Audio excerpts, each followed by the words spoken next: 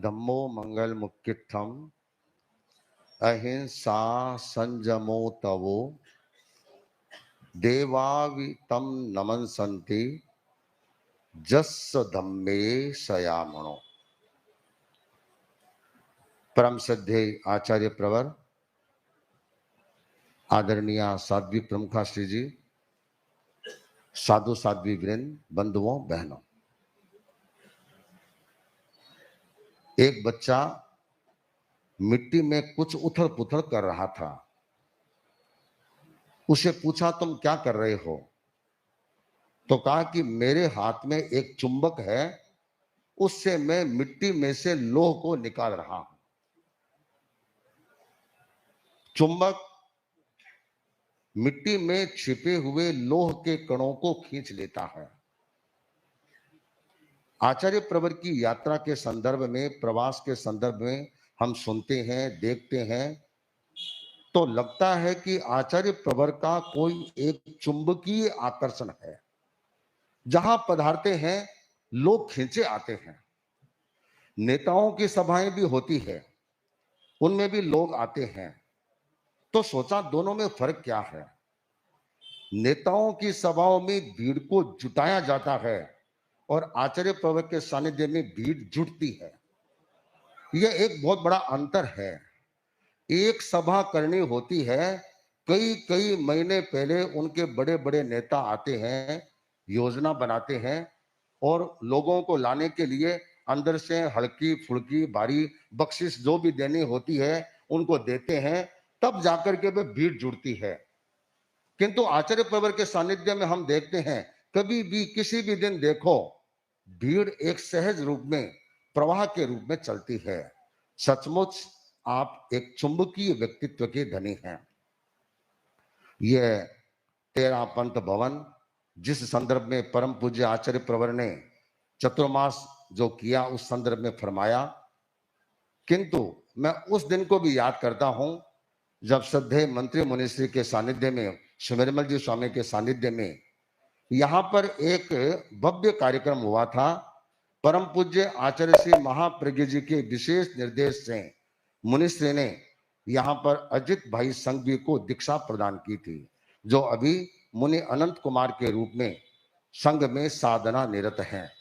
और ये वही जगह है जहां पर एक भव्य पंडाल बना था। ये मकान आसपास के कोई भी नहीं थे और यहाँ पर वह भव्य कार्यक्रम आयोजित हुआ था। और उसी कार्यक्रम में इसी 13 पंथ भवन की फाउंडेशन हुई थी, नींव पड़ी थी।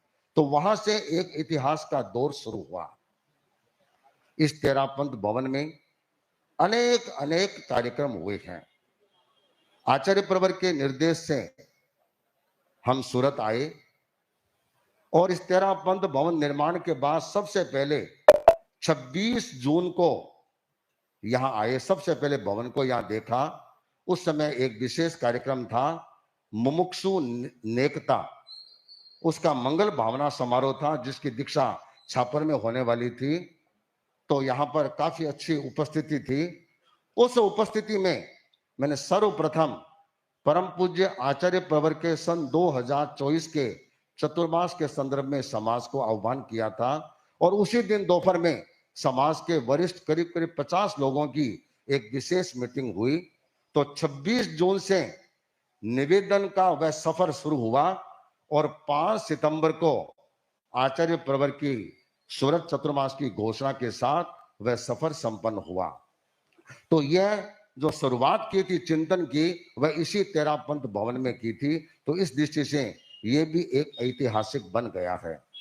हम देखते हैं कि पूरे देश में अगर कहीं उपस्थिति की दृष्टि से किसी क्षेत्र का विशेष उल्लेख करना हो, आचार्य प्रवर तो जहां विराजते हैं वहां की लीला तो अपरंपार है। राम विराजे वहीं अयोध्या है, वहां तो एक अलग ही रूप होता है। किंतु सूरत में सामान्यतः किसी भी साधु साध्वी का चतुर्मास हो, यहाँ की उपस्थिति, यहाँ की रौनक, और यहाँ पर सामायिक में देखें तो लगभग 98-99% लोग सामायिक की मुद्रा में रहते हैं। ठीक है, कोई बोलाना बतलाने वाला हो, ढंगसर हो, तो उपस्थिति में थोड़ा इजाफा हो जाता है। किंतु रात्रिकालीन कार्यक्रम में सामान्यतः यहाँ पर नहीं होता है। किंतु इस बार समाज को आह्वान किया तो रात्रि में जैन विद्या कार्यशाला भी चली और करीब करीब 600-700 लोग रात्रिकालीन कार्यशाला में यहाँ आते थे।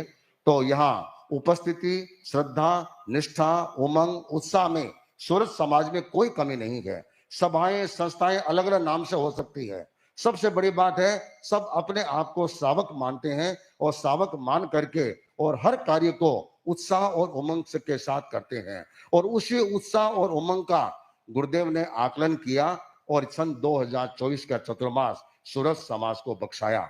यह सूरत समाज ने अभी अक्षय तृतीया के संदर्भ में जो प्रबंधन किया, जो कार्य किया, जो उत्साह दिखाया, वह आचार्य प्रवर के ध्यान में है। आचार्य प्रवर अंतर्यामी है, हर चीज को बड़ी बारीकी से स्कैन करते हैं और उसको अच्छे से जानते हैं, समझते हैं।